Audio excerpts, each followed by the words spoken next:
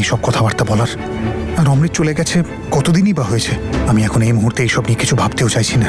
হ্যাঁ, বীর একদম ঠিক বলেছে। আমরা সবাই আগে এই পরিস্থিতিটা সামলে নিই। হ্যাঁ, আমি এগিয়ে দিচ্ছি, চলো। তোমরা যতই বাধা দাও না কেন, এই বিয়ে তো আমি দিয়েই ছাড়ব, কারণ তোমাদের জীবনেও তো কিছু আনন্দ আসুক।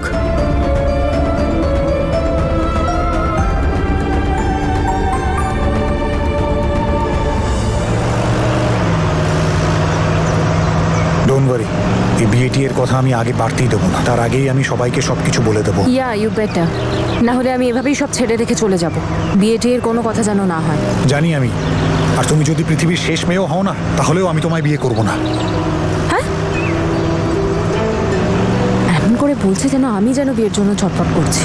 এর চেয়ে আমি সারা জীবন বিয়ে না করে থাকবো। কি বললে তুমি? নাথিং।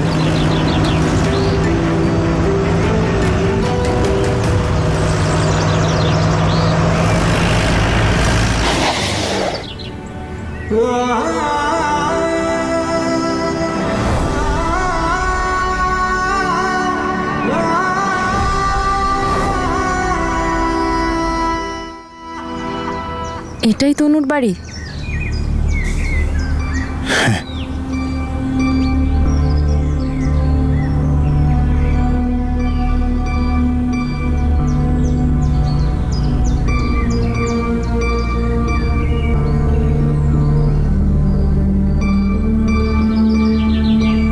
এই নাও, এখন তুমি ভিতরে যাও, আমি পরে ফোন করছি তোমায়। ভিতরে যাও মানে? আমি একা ভিতরে যাব না।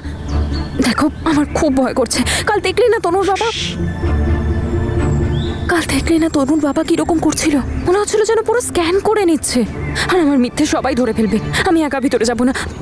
তুমি বেকার টেনশন করছো। এনারা সবাই খুব ভালো, আর তনুর ফিরে আসাতে ওনারা সবাই খুব খুশি। আচ্ছা চলো, আমি একটা কাজ করছি, জেসমিনকে কল করছি, ও তোমায় এসে নিয়ে যাবে। ওকে? থ্যাঙ্কস। ফোন কেন লাগছে না আবার? মনে হচ্ছে নেটওয়ার্ক ইস্যু। 1 মিনিট।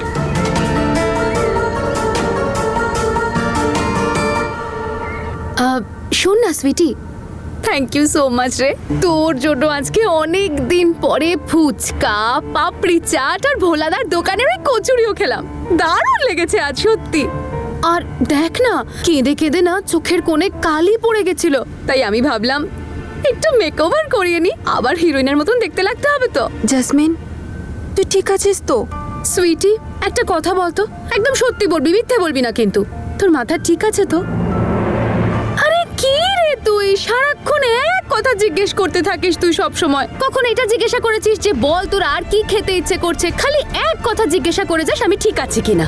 আরে আর কতদিন অমৃতে চলে যাওয়া নিয়ে দুঃখ করে কাটাবো বল তো সুইটি?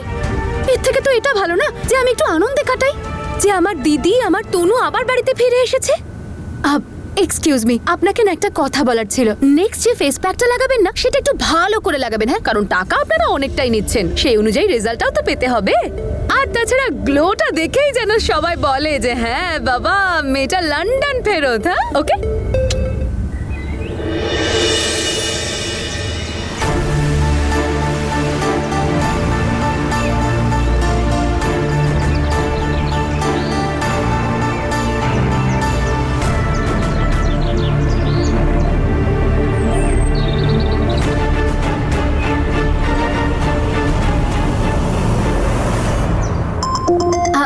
ম্যাডাম, একটু ফোনটা আমার পাস করে দেবেন প্লিজ। শিওর। Thank you. হ্যাঁ, হ্যালো জেসমিন, আরে কোথায় তুমি? এইমাত্র আমি তানিয়াকে তোমার বাড়িতে ড্রপ করলাম। তুমি এখানে নেই, ও তো নিজের বেডরুমটাও চেনে না। যদি কোনো প্রবলেম হয়? এই মরেছে। তুমি আমাকে জাস্ট 20 মিনিট সময় দাও, হ্যাঁ? আমি এক্ষুনি বাড়ি পৌঁছাচ্ছি। সরি সরি সরি সরি, কোনো গন্ডগোল হবে না, আমি গিয়ে সব সামলে নেবো। হ্যাঁ, রাখছি, বাই।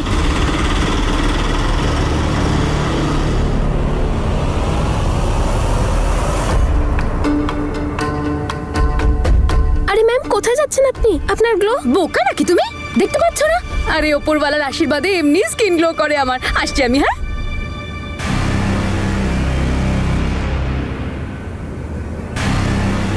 তনু, তনু মা, তুই এসেছিস? আমার তনু, তোর তোর মা আমাকে বলেছিল, তবে আমি ভেবেছিলাম হয়তো কোথাও ভুল হচ্ছে। তুই তো সত্যিই ফিরে এসেছিস। হে উপরওয়ালা, তোমার অশেষ কৃপা। আমার তনুকে তুমি ফিরিয়ে দিয়েছো। ওহো, ইনি আবার কে? এনার ফটো তো দেখায়নি আমায় জেসমিন। সুইটি, তোর কাছে টাকা আছে তো? হ্যাঁ হ্যাঁ, তাহলে ওদেরকে দিয়ে দিস। হ্যাঁ, আসলে না আমার কাছে ইন্ডিয়ার কারেন্সি নেই, বুঝেছিস? লন্ডনের পাউন্ডস আছে। সে তো ঠিক আছে, কিন্তু হঠাৎ করে তুই কোথায় যাচ্ছিস? হ্যাঁ হ্যাঁ, জানি তোর প্রশ্ন কোনো দিনও শেষ হতেই পারে না। আমি চললাম বাড়ি। যদি বাড়ি না যাই না, তাহলে এক্ষুনি বিরাট বড় প্রবলেম হয়ে যাবে। তনু বাড়িতে একা আছে, বীর এক্ষুনি ওকে ড্রপ করে গেল। একা আছে মানে? বাড়িতে সবাই আছে তো, সবাই নিশ্চয়ই ওর সাথেই থাকবে। আর কোনো প্রশ্ন? এখন তনুর আমাকে অনেক বেশি দরকার, আমাকেই এখন খেয়াল রাখতে হবে ওর, ওকে? এই উল্টো ধারা কবে থেকে বইছে? সবসময় তো তোর ওকে প্রয়োজন হয়, আজ পর্যন্ত তনুই তোর খেয়াল রেখে এসেছে, এখন তুই ওর খেয়াল কি করে রাখবি? হয়ে গেছে তোর? বাজে কথা বলা কমপ্লিট হলো নাকি এখন একটু বাকি আছে? কত প্রশ্ন করিস বলতো তুই সুইটি। এখন আমার ওর সঙ্গে থাকাটা খুব দরকার, কারণ ও একটা এত বড় বিপদ থেকে বেরিয়ে এসেছে, নিজের খুনির হাত থেকে বেঁচে ফিরেছে, ভয় পেয়ে আছে, কষ্টে আছে। এখন ওর পাশে থাকাটা দরকার। আর আমি আর তোর কোনো প্রশ্নের এত উত্তর দিতে পারবো না আমার মা। বাই। এত কিছু হয়ে গেল, কিন্তু জানি না মেয়েটা কবে শুধরাবে। কি চলছে ওর মাথায় কে জানে। তুই ভালো আছিস দেখে মনটা শান্তি পেল রে। আচ্ছা একটা কথা বল, ওই ভয়ানক আগুন থেকে তুই বাঁচলি কি করে? ব্যাস, যে কোনো রকমে বেঁচে গেছি আন্টি। আন্টি?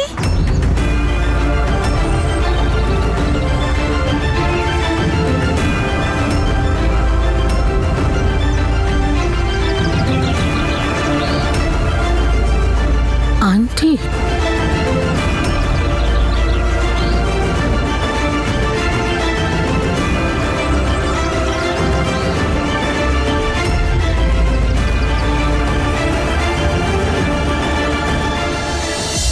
মা, আমি তোর মামি, তুই আন্টি কেন বলছিস?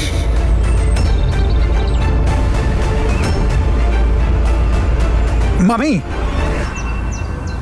ও আসলে তনু এখনো অব্দি ওই ট্রমাটা থেকে বেরোতে পারেনি।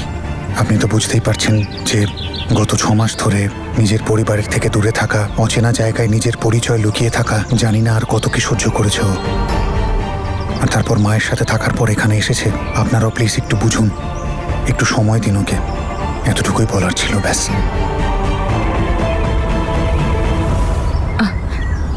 সরি মামি। আরে না না, ঠিক আছে। উপরওয়ালার অশেষ কৃপা, তুই আমাদের কাছে ফিরে এসেছিস। তুই একদম চিন্তা করিস না, আমরা সবাই তোর পাশে আছি।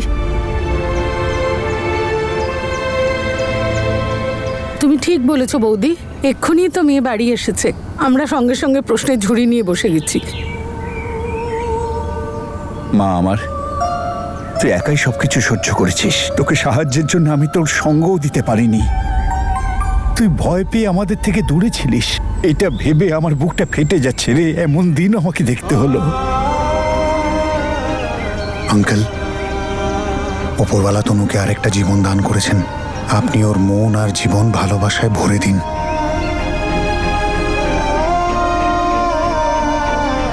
বেচারা তনু বীরকে ভুল বুঝেই পৃথিবী ছেড়ে চলে গেল।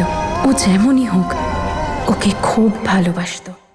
দিদি, আমার তো ভাবতেই অদ্ভুত লাগে যে কে জানে বৌদি কি কি সহ্য করেছে। ঠিকই বলেছিস তুই, কিন্তু আমার তো তখন খুব খারাপ লেগেছিল যখন আমি জেনেছিলাম যে তনু এইটা ভেবে বসে আছে যে ওকে মারার চেষ্টা আমার বীর করেছিল। কিছুটা তো ভাগ্যেরও পরিহাস, যা কিনা দুটো ভাইয়ের জীবনটাই শেষ করে দিল। একজনের জন্য যখন সব হলো তখন কপালের দোষ দিয়ে আর কি লাভ দিদি? সব তো ওই জ্যাসমিনের জন্যই হলো। চুপ কর, আমি ওর কথাও শুনতে চাই না, ওর মুখও দেখতে চাই না। আমার তনু ফিরে এসেছে, আমার জন্য এটাই অনেক। চল মা, ভেতরে চল। বৌদি তুমিও চলো। জেসমিন কোথায়? প্লিজ, আমি তোমাদের সবার কাছে হাত জোড় করছি, অনেক হয়েছে কান্নাকাটি। এবার নিজের নিজের লাইফে একটু মুভ অন করা শুরু করো, সেটাই বোধহয় ভালো হবে। আসলে ও একটু বাইরে গেছে, এই তো এক্ষুনি চলে আসবে। তুই আয়, এসে বিশ্রাম কর। জেসমিন তো 20 মিনিট বলেছিল, এখনো পর্যন্ত এলো না কেন? এই তানিয়া যেন কিছু আবার না করে বসে। আমি একটু ওয়াশরুম ইউজ করে আসছি, তোমরা যাও। ঠিক আছে মা, হ্যাঁ। চলো বৌদি। চল।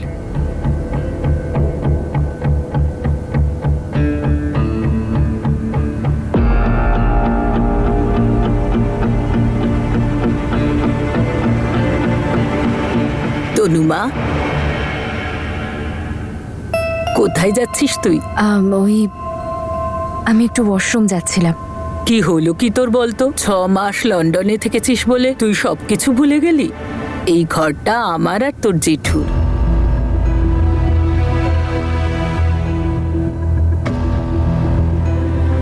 আমি জানি, ভাবলাম এতদিন তোমার সাথে আমার দেখা হয়নি, তাই আগে তোমার সাথে দেখা করে নি, তারপরে ওয়াশরুম চলে যাব।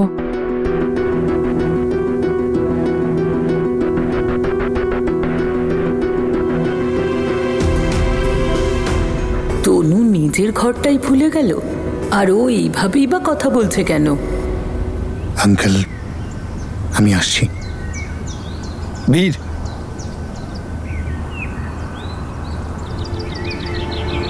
অমৃত যা করেছে আমার মেয়ের জন্যে, সেই ঋণ আমি কোনোদিন ভুলতে পারবো না। যদি নিজের প্রাণ দিয়ে ওকে ফিরিয়ে আনতে পারতাম তো ফিরিয়ে আনতাম। সন্তানকে হারানোর দুঃখ কি হতে পারে আমি খুব ভালো করে বুঝি, আর সেই কষ্ট তোমার বাবা আর তোমার মাকে পেতে হচ্ছে। উপরওয়ালা ওনাদের শক্তি দিন।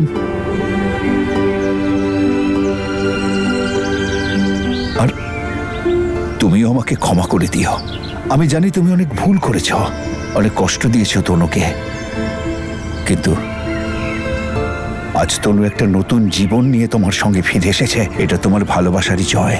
আমি বললাম তো আমি তনু নই, আমি তানিয়া, তানিয়া গেল। আর এটাই প্রমাণ করে যে তুমি ভুল করনি। তোমার সময়টা খারাপ ছিল বাবা। আর আমি কত বড় বোকা একটা, কত বড় ভুল করেছিলাম আমি নিজের হাতে আমার মেয়েকে একটা ভুল লোকের সঙ্গে জড়িয়ে দিচ্ছিলাম। আর ওপরওয়ালার খেলা দেখো, যেই আমি বুঝলাম যে তোমার আর তনুর বিয়েটা আমার দেয়া উচিত ছিল, যেটা করলে এসব হতোই না, আর তখনই তুমি ওকে নিয়ে ফিরে এলে। যেন ওপরওয়ালা বলতে চাইছে তনু যখন ফিরে এসেছে তখন তোমাদের দুজনের যেন বিয়ে দিয়ে দিই। তোমাদের দুজনের মাঝখানে বাধা হব না। আঙ্কেল, যাই হয়ে থাকুক না কেন, প্লিজ সেটাকে ভুলে যান। আপনি শুধু আপনার 2 মেয়েকে ভালোবাসায় ভরিয়ে দিন, স্পেশালি জ্যাসমিনকে। ও তো নিজের স্বামী হারিয়েছে, আর আমি আমার পরিবারের তরফ থেকে আপনার কাছে ক্ষমা চাইছি। ওনারা জ্যাসমিনের সাথে যাই করে থাকুক না কেন, ঠিক করেননি। এখন সময় এবং পরিস্থিতি এমন হয়েছে যে আমি কিছু বলতেও পারছি না। আপনি প্লিজ জ্যাসমিনের খেয়াল রাখুন। ও যতই লুকিয়ে রাখুক না কেন, ও ভীষণ কষ্টে আছে। আমি ওকে দেখেছি, ওকে আর অমৃতকে একসাথে লন্ডনে। আর এখন তোমরা সবাই এটা ভালো করে জানো যে আমি আর বিবাহিতা নই, আর বিধবা আমাকে কেউ মনে করে না। তাই আমি সিদ্ধান্ত নিয়েছি যে এবার আমি আমার জীবনটা নতুন করে গুছিয়ে নেব, আর জ্যাসমিন সেন্থু হয়েই থাকবো।